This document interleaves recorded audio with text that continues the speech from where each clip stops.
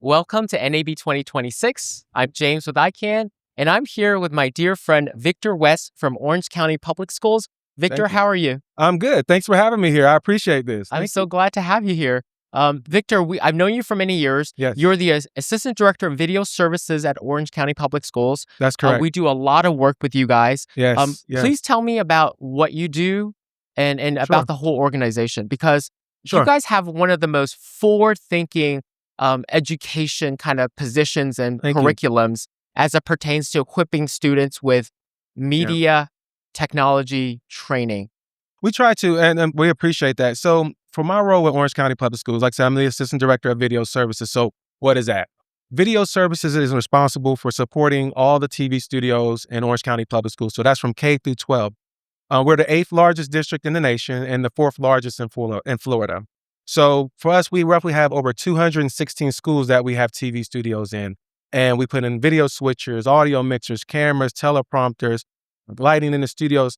So the kids have an understanding of how to effectively communicate at a young age. So that's one of our roles, that video services in my district. Also, we put out all the content internal and externally facing to the district for the community and for staff so they can be aware of what we're doing. Also, my department handles the school board meetings. So that's our direct communication for our board members to communicate, of course, to their community to let them know what we're doing, the decision of why we're making it, and how it's in the best interest for the kids in education. So my department, I have a staff of 8, and they're a wonderful crew. I'm blessed to be able to work with such talented people. And that's what we do Monday through Friday for the district and for the kids of Orange County. Yeah, I've had a pleasure meeting your entire team. Yeah, They are such great people. very fortunate. We got a good group. We're very fortunate. Yeah, absolutely. I know you come from a video background. I Would do. you kind of let the audience know kind of your experiences in video across your long career? Yeah, absolutely. So for me, I started as an intern, and I worked at a government station for a while there and got the chance to do a lot of live events. It was a station called Orange TV. And from there, I went into education, working with Orange County Public Schools. So I've been there 21 years for Orange County Public Schools. And I started off as a video production technician. So servicing the school TV studios is what I did for over 12 years for the district. So I got a chance to build great relationships, get their studios situated, help the kids learn the technology and the teachers, and really had that direct contact on the school side. From there, I went to be a producer director for several years, won an award actually my first year doing projects with the district. Awesome. And then from there, I became an admin, and from there, I moved on to an assistant director. So I've been very fortunate in the district and been able to move up, and it's been a blessing. But primarily, I've done production majority of the time. Live events, production, shooting, editing.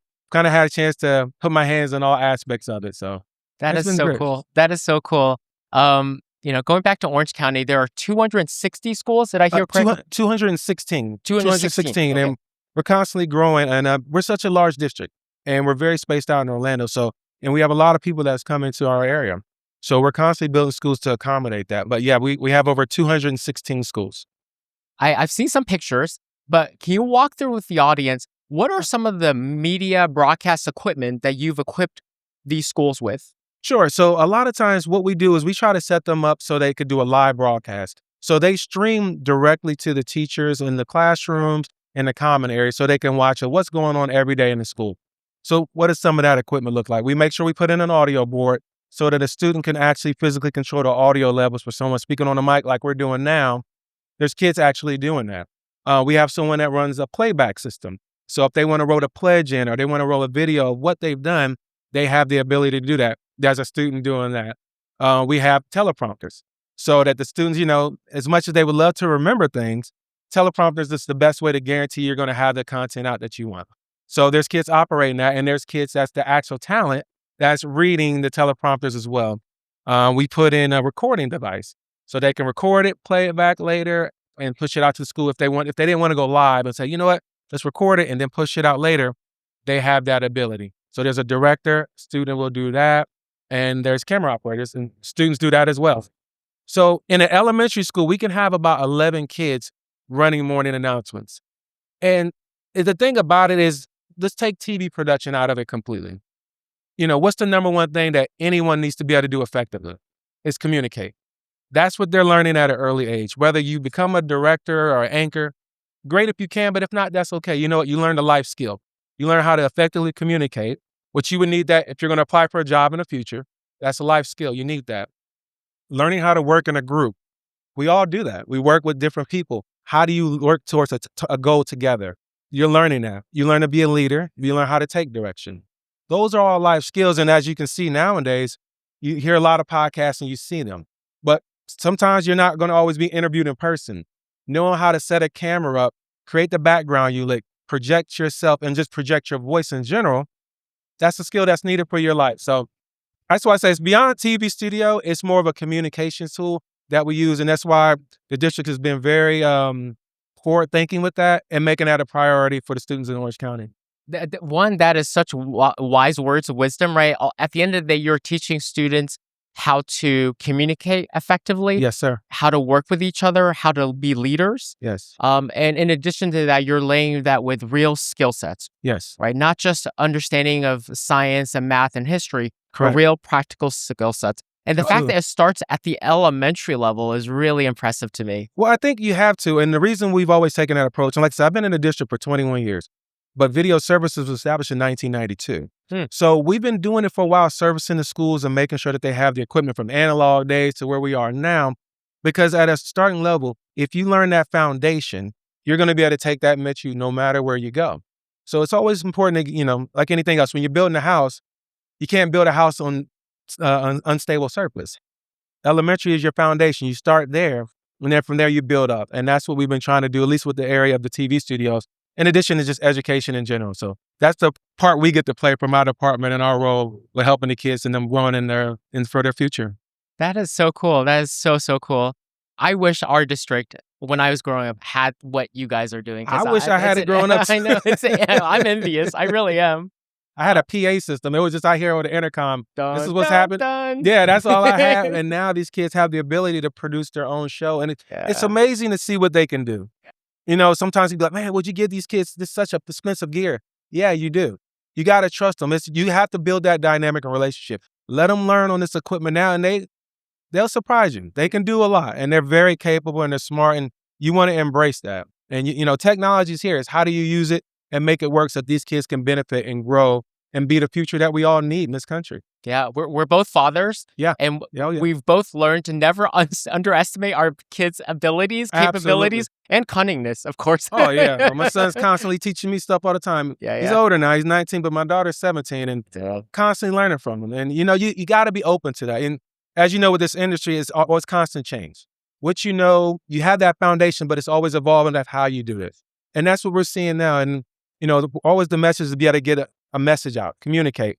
Just the tools you use are different now, but still the same strategy. So that's our focus with Orange County, at least with the school side. That's one of our focuses. Yeah, that is amazing. You're here at NAB.